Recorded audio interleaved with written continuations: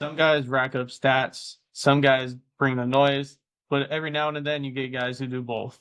Marcel Mcduffie isn't just the heartbeat of this UNLV defense, he's the amplifier, the communicator, and the guy whose energy turns a good unit into a dangerous one. He's back in the middle for one more run with the Rebels, and we've got him on the Scarlet standard today. Marcel, appreciate you joining us, man. No problem. Thank you for having me. Absolutely. So let's dive in a little bit. Taking back to your first year at UNLV, what were your emotions like when you first stepped on the field at Allegiant? It was it was more so it's like it was a surreal feeling.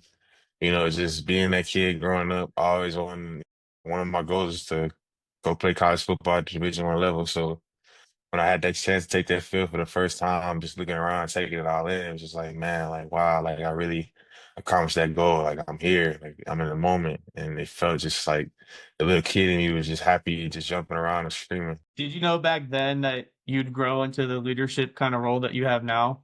Or did that just come over time? That's kind of something that just came over time. I'm not really a guy that's like, I don't really like to be in the forefront too much. I'm kind of just a guy that shows up, work hard. I let my work and how hard I work kind of speak for me. I don't really say too much. So that's something that just I had to grow with and just accept. You've been through a lot of change since you've got to UNLV, from different coaching staffs to, the new one that with Mullen that just came in. There's been a lot of kind of turnover. How have you stayed steady while the program's kind of evolved around you? Yeah, really just stay true to myself, who I am. And I know what I bring to the table. I know how hard I work. And man, just really keeping God first, keeping my faith strong. Times in life, things are gonna change that you have no control over. So you just have to, adapt to, the circumstances around you. Every coach is different. Every coach has their own set of rules and how they're gonna run things and do things. Just staying down, staying steady, trusting in the Lord and just, trusting in myself as well. What led you to stay at UNLV? Well, you probably had a bunch of options when Barry left and Coach Shear left. You probably could have followed him if you wanted to. What made you stay at UNLV? I think just me being loyal, I came here as a 18-year-old kid, in this school. They took a chance on me during COVID and, they stayed down with me. So it was just like, man, like I done been here for 4 years already. I've already graduated from here. So it's just like, might as well just finish where I started at. You don't need to be bouncing around, one more year won't hurt. And I really wanted that Mountain West championship. What's your mentality like on the field? Like, what makes a great linebacker and defensive end in your eyes? Just mainly someone who first and foremost knows his job, knows his assignment in and out, and then knows the guys around him are doing so that, something feels off, he can help him, he can point it out. And then mainly just someone who's just sideline field general, is gonna just uphold the standard and, be the leader in the middle of the defense. Speaking of being a leader, what was it like playing with Jackson Woodard and the guys on the defense last year? It was amazing, it was just 11 guys out there that all had one common goal in mind, and that was to get to the football, running and hitting. That's what we always preached. And then, playing next to Woody for 2 years, man, he made me a linebacker in so many better ways. And we just playing off of each other and just, having a feel for each other. I feel like that definitely helped me grow not only as a player, just as a person as well. What's in your mind? What's your favorite play you've made in a UNLV jersey so far? I have to say, it was probably in this past bowl game against Cal. They ran a little simple little dot play. The running back got outside and he tried to stiff arm me, and I wound up grabbing his hand, kind of just holding him off. And like as he was grabbing my hand, I was grabbing his, and I was just trying to find a way to not let go and let him get away from me. And I ended up grabbing his arm, bringing him to me and getting a tackle for off. I remember watching that. That was a great play that you made. Yeah. It was really exciting. It really pumped up the defense when you were able to just stalwart him basically at the line. Let's talk about this year a little bit. You've got some new guys in there. A lot of guys transferred in with Power Five experience. Fours, guys like Jaheim Joseph. What excites you most about this group this year? I just get a sense that everyone's hungry.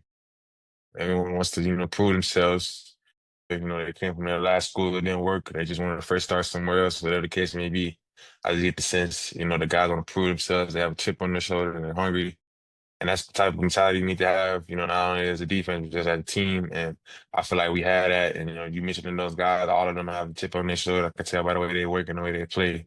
So that's one of the main things that I've noticed. You could say you could essentially say it's a bunch of like misfit guys that just are hungry and want their shot, right? Yep. What have the how have the pieces so far come together? Obviously, you had a little change with Coach Arnett leaving and Coach Gunther taking over. How has the install been, and how's it meshing so far? It's going pretty well. You know, Coach PG, he's a guy that did it at the high level. He was at the pro level for over a decade. He got a ton of experience, you know, being with the Bengals, the Raiders, Cowboys, things of that nature. So he knows what he's talking about. And the scheme he brought in wasn't really nothing too crazy, you know, nothing too complex. It just required a lot of communicating pre-snap. It's just a lot of post-snap stuff. And it's just, you know, it's meshing in well. You know, obviously it was a big, you know, shift from going from one scheme and then obviously having to learn and do something totally different in the middle of spring. For the most part, I think guys adjusted well. They took it, you know, they took it well. You know, they made the necessary steps. They took the necessary steps to make the adjustments that they needed to make from scheme to scheme. And overall, I say it's meshing pretty well. We're starting to now, you know, being in the summer doing OTAs and stuff, we're starting to really get down to the nitty gritty and really understanding it for real coming together as one. Moving that Idaho State game to week 0 probably definitely helps too. You guys can have a little fun week 1 Yeah. and actually get after hitting somebody other than yourselves. Mhm. What do you think the atmosphere is going to be like this year at Allegiant? You think it's going to be better than last year? I hope so. I mean, last year we had that thing rocking almost every home game. So I'm hoping the fans come out, be loud, be proud, and come watch us do something special. I asked Caden a little bit. He kind of said it'll stay the same, but it might be something new. Obviously, you guys did the dance to Waka Flocka, getting yourselves hyped going into the fourth quarter. You guys gonna Mhm. do something similar again? I hope so. I hope so. That's you know that's that final push, finish strong. Let us know we all in it together and we got to go finish. So He kind of said that Mullen brings energy himself, so it's already infectious enough. But you kind of saw how that went with like the whole fans especially at Allegiant. It was crazy how they got involved in it too. that makes it even more better when we get them all into it with us. What has it been like adjusting to Mullen and his new staff? I mean, it's different. You know, every coach has, like I said, they have their own way they want to run things, their own set of rules. You know, Coach Arroyo had his own way of doing things. Coach Odom did, and Coach Mullen does. You know, and this isn't the first time I had to go through this, so I'm kind of used to it at this point in my career, having been through it a few times. You just gotta adapt to what's around you. You know, you can't really complain about it. You know, just Coach Mullen came in, said, "Hey, Coach Dan Mullen, you know, this is who I am, what I've done, this is how I'm gonna do things while I'm here." And you just gotta kind of just say yes, sir, and just get with the program. Speaking of that, you are a vet in the middle of that room. You've been obviously, like you mentioned, you've been through. Now this is your third coaching staff at UNLV. What's that been like teaching the young guys that may have questions, especially those guys walking in college football? I know what it's like to be those guys coming in, and you know, it's just a whole new world. Everything's different, everything's faster, you know, and it's the first time being away from home. So I just kind of try to give them the advice that I got when I got here from guys like Austin Hajekad, Kobe Women, and just, you know, kind of just get them, show them the way, you know, this is how like I do things, my routine, you know, just tell them that it's best to find a routine as early as possible so that you can get yourself acclimated and get used to how things are. Because, you know, like I said, it's a lot of guys first time away from being home, you know, they're on their own. So I just try to get the best advice I can, you know, dealing with how I experienced things when I first came in. So speaking of that, that kind of means that you're setting the tone a little bit in that locker room, especially with the veteran guys. Defense travels and culture always matters when it comes to defense. What's the tone been like behind the scenes with your defense? First of all, emphasizing, overemphasizing communication. That's the big thing. Pre-snap communication, even post-snap communication. And then just doing it together as one unit, you know, defensive line, linebackers, DBs, all working together with one common goal in mind. And that's to just get 11 hands to the ball every single play we're in this pursuit. That's what we've been preaching, you know, from really just the winter to the spring. And we're still going through a nine as we get ready to go into camp. We just got to be able to do it as one unit. You're becoming, as the veteran guy, you're becoming the face of this defense. You had a big, I guess, would you say, junior year?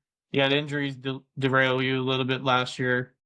What do you try to represent for the city when you go out there and play? Um, just hard worker that's going to give you everything he got with everything in his body. It's not gonna lie down, even when things get hard. It's gonna stand tall and fight till he can't fight no more. You've helped recruit transfers and younger guys to the program. What's the pitch that you give them about UNLV? Mainly just, it's a great place to grow up and, just a great city to be in. And then the football aspect, like we're bringing it on, it's there. We're at that point now, and this is a great place to come play on a national stage and, win some football games. And then, it's Vegas. We don't want to come play football in Vegas. Mullen mentions, Mullen's been pushing that you guys want to be the number one show in town. And that's definitely what you guys are gonna do.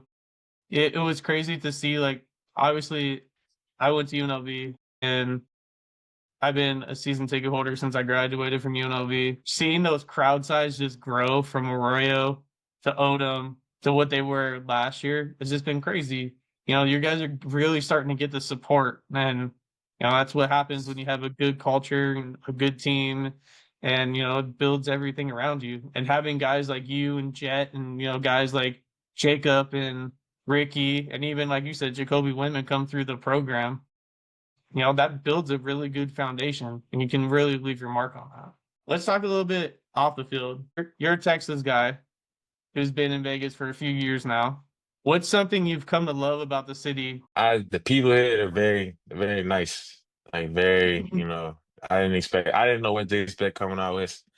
You hear very nice, great hospitality everywhere you go. What's would you say that's something that surprised you when you first got here, or what's something that really surprised you the most?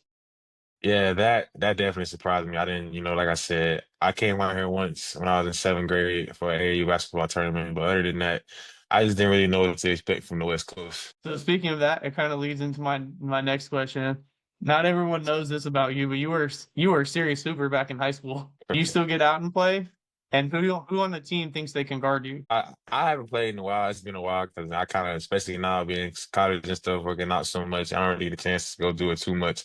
But every now and then when I go home over the break, I try to go with my guys, get some runs in, and just get some cardio in and stay running and stuff. Just really just depends on when opportunity provides itself. Everybody claims they was a hooper, so everybody thinks they can do it or something. You've grown into a big voice in the locker room. Who's in your day-to-day circle on the team? The guys, that you can chop it up with, push each other, and you just hold it down and keep it real with you. Ali, Blessing Adewale to Motu, Steve Border, that's my locker mate. We be chopping it up every day.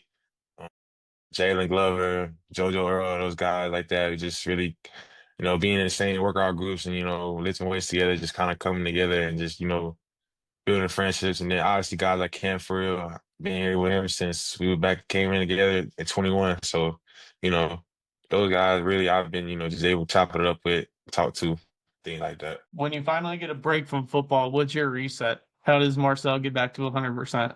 Really just chill, read comics, and then try to read a new book every month. And then play the game. I'm a big gamer, really. I spend more time on the game than I need to sometimes. But What do you play? What's your go-to? right now, it's just the NCAA 26 just came out, so that's what I'm on to further notice. You feel that's surreal to see yourself in there? Yeah, that I remember being a kid, getting the new NCAA games and the new Madden games, just seeing, those guys in there. Just be like, man, that'd be cool if I could be in there one day. And then when they stopped making NCAA, I was like, man, I'm not gonna get a chance to be in the game. And they just brought it back. And to see myself in there is that's just another little kid in me would just be so happy just to see like, man, like, you're in a real college football game. Like you're in a football game that nobody can ever take that away from you. What platform do you play on? PS5. Me too. That's what I play on the most. You ever notice on PS5 it tells you how much time you play on Hmm. on a game? I looked right before I bought 26 and I played 448 hours of 25. I was like, that's a little too much. You know, you were mentioning that you read a new book every day or read a new book every month. What are you reading now? And what do you just kind of read anything that's all like, is the genres the same or is it kind of all over the place? Just depends really, whatever I can find that somebody wouldn't normally read. Right now I'm reading a book about the Griffin twins, Shaquem Shaquille.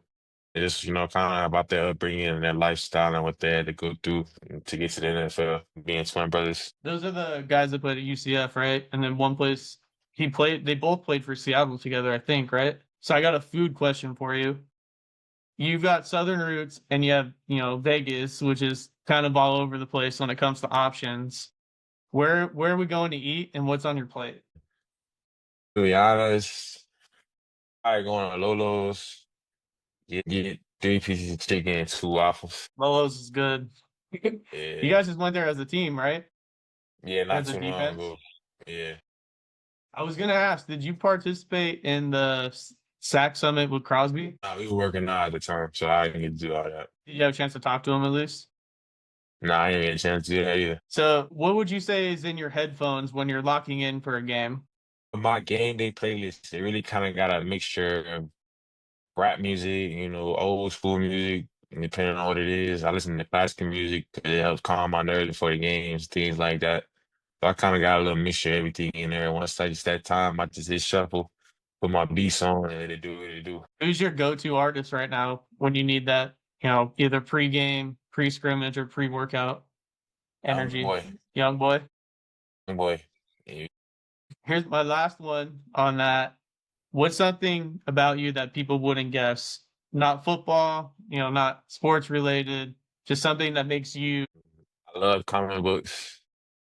I love comics. Like I grew up reading comics. So that's something I try to can't really find too much out here, but I try to find comics whenever I can. And then just mainly like off the field. And really in general, I'm probably one of the most I'm quiet. I'm very like low man. I don't really say too much. I'm just very just to myself. Like I don't really like go out or do too much of anything. Like even like after a win, like I'll come home and just chill and watch TV. Like I don't really get out and do too much. I kind of just if it ain't football or school, I'm here in the crib. What would you say your favorite comic is right now? It's this comic I grew up reading. It's called Curtis. It comes in a newspaper. I think I've seen that before. Now that you say that, it's pretty good. Hmm.